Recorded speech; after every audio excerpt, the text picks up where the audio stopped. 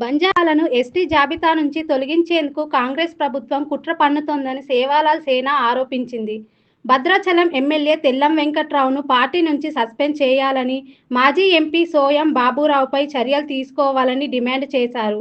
లంబాడీల జోలికి వస్తే పుట్టగతులు లేకుండా చేస్తామని రాష్ట్ర వర్కింగ్ ప్రెసిడెంట్ భూక్యా రవి రాథోడ్ తీవ్ర హెచ్చరిక చేశారు. మరి సుప్రీంకోర్టులో ఎస్టీ జాబితా నుంచి లంబాడులను తీసేయాలనే కుట్ర కోణంలో మరి కేసు పెట్టడం జరిగింది.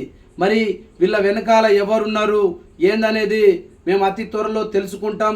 ఎందుకంటే తెలంగాణ రాష్ట్రంలో మరి దాదాపుగా ఏదైతే తెలంగాణ రాష్ట్రంలో 45 లక్షల పైచిలకు మా లంబాడి బిడ్డలం ఉన్నాం. మరి వీళ్ళెవరు లంబాడి బిడ్డలను ఎస్టీ జాబితా నుంచి తీసేయడానికి మరి వీళ్ళకి అధికారం ఉందా? భారత రాజ్యాంగంలో 342 ఆర్టికల్ను లోబడి మరి ఎస్టీ జాబితాలో మమ్మల్ని చేర్చడం జరిగింది.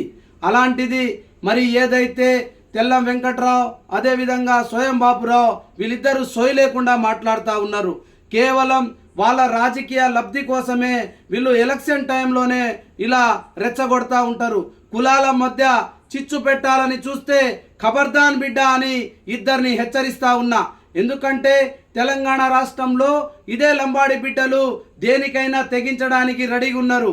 ఎందుకంటే తెలంగాణ రాష్ట్రంలో మమ్మల్ని కుట్రకోణంగా ఈ రోజు వరకు మరి ఏదైతే మంత్రి పదవి రాకుండా చేస్తూ ఉన్నారు. మరి ఎవరు చేస్తూ ఉన్నారు? ఏ మంత్రులు అడ్డుకుంటా ఉన్నారు? ఏ నాయకులు అడ్డుకుంటున్నారు అని మేము లోతుగా దీన్ని పరిగణలోకి తీసుకుంటాం.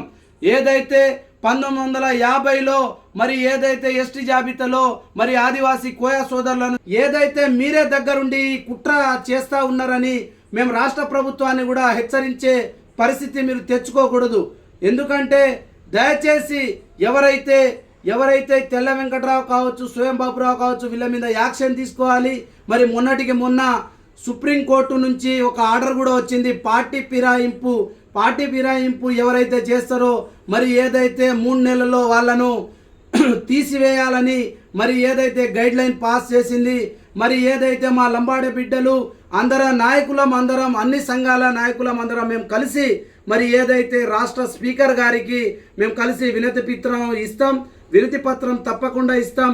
ఏదైతే తెల్ల వెంకట్రావుని వెంటనే పార్టీ నుంచి సస్పెండ్ చేయాలి.